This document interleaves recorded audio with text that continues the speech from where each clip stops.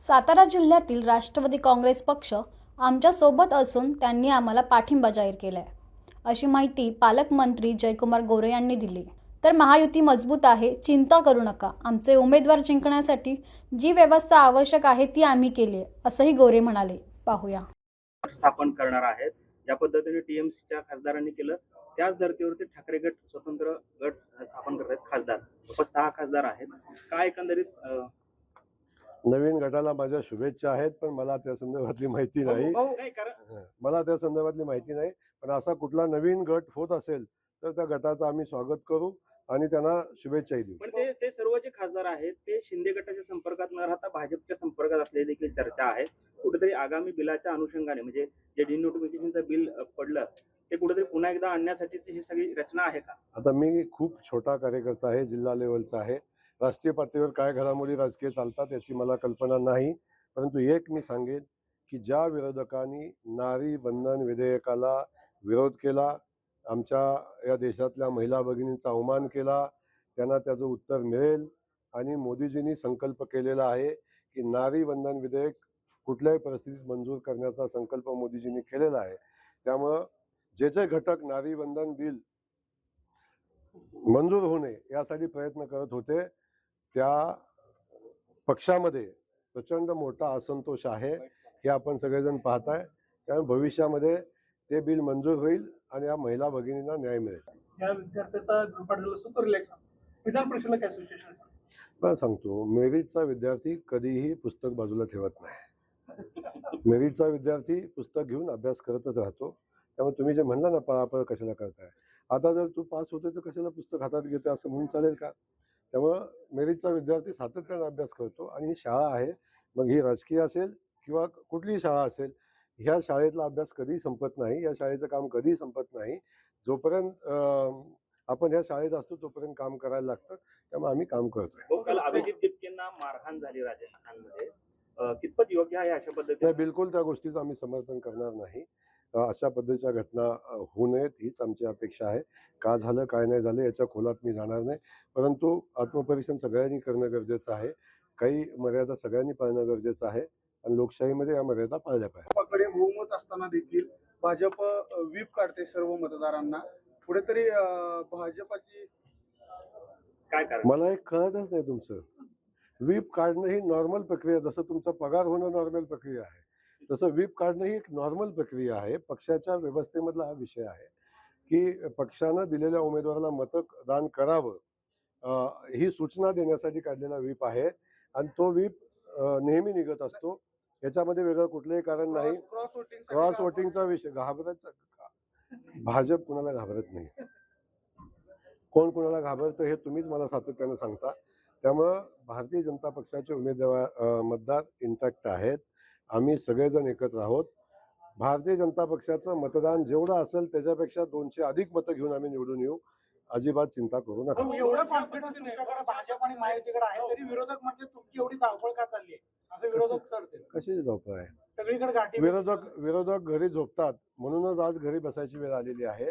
आम्ही आमचं काम, जी जबाबदारी आहे ती जबाबदारी करत असतो। पण काय जाऊन मतदारांना मतं मागणं हे काय चुकीचं थोडी नाही का? आम्ही घरात बसून मत मागायला पाहिजे।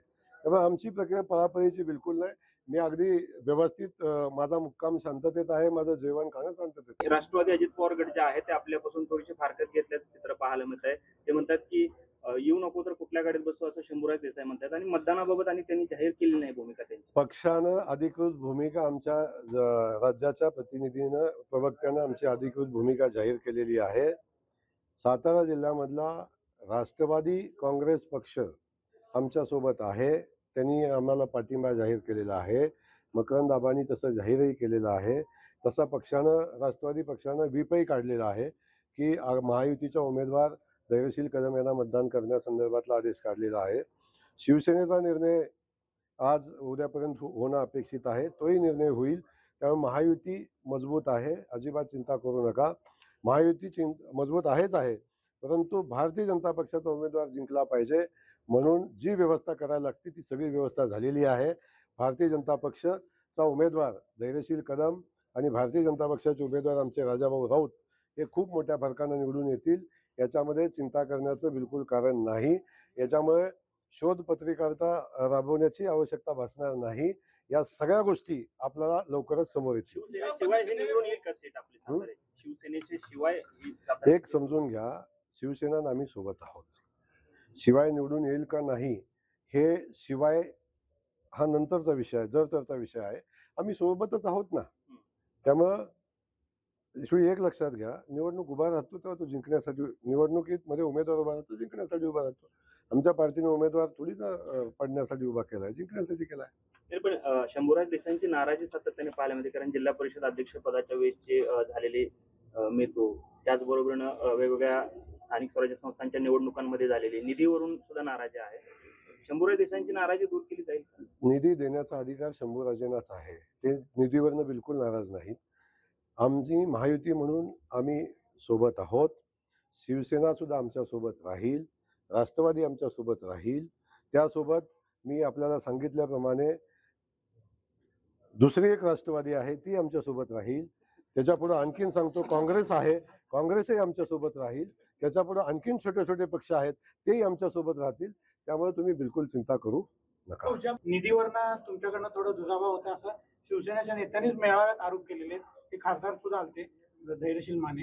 ते तुमच्या त्याच्यावर परत काय झालं? नाही, मला शिवसेनेच्या लोकांनी बिलकुल आरोप केला नाही. पत्रकार म्हणून आपण आरोप करताय हे मला लक्षात येते. पण असं आमचं शिवसेनेचं आणि आमच्यामध्ये कुठलाही असा अनबन नाही.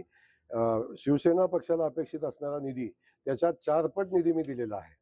म्हणजे जो निधी आम्हाला सातारा जिल्ह्यात मिळाला त्याच्यात 10 पट निधी शिवसेनेला दिलेला आहे. त्यामुळं शिवसेनेला न्याय देण्याची प्रक्रिया आम्ही केलेली आहे. कदाचित त्यात शिवसेनेमधल्या एखाद्या दुसऱ्या नेत्याला त्याच्या ठिकाणी अपेक्षित असणारं काम झालं नसेल, भविष्यात ते आम्ही करू. पंढरपूरमध्ये रोहित पवारांनी जे आंदोलन केलं त्या ठिकाणी भाजपच्या पदाधिकाऱ्यांनी जे आहे ते गोमूत्र शिंपडूनची जागा साफ करण्याचा प्रयत्न केला आणि संबंधित रोहित पवारांवर गुन्हा दाखल करण्याची देखील मागणी त्यांनी नाही, मी याच्या संदर्भात माहिती घेतलेली नाही. माहिती घेऊन आपल्याला सांगेन. परंतु आंदोलन हे प्रश्न सोडवण्यासाठी होतं की प्रसिद्धी मिळवण्यासाठी होतं, याचा शोध नक्की घेतला पाहिजे. त्यामुळे मी अधिकच त्याविषयी बोलणार नाही.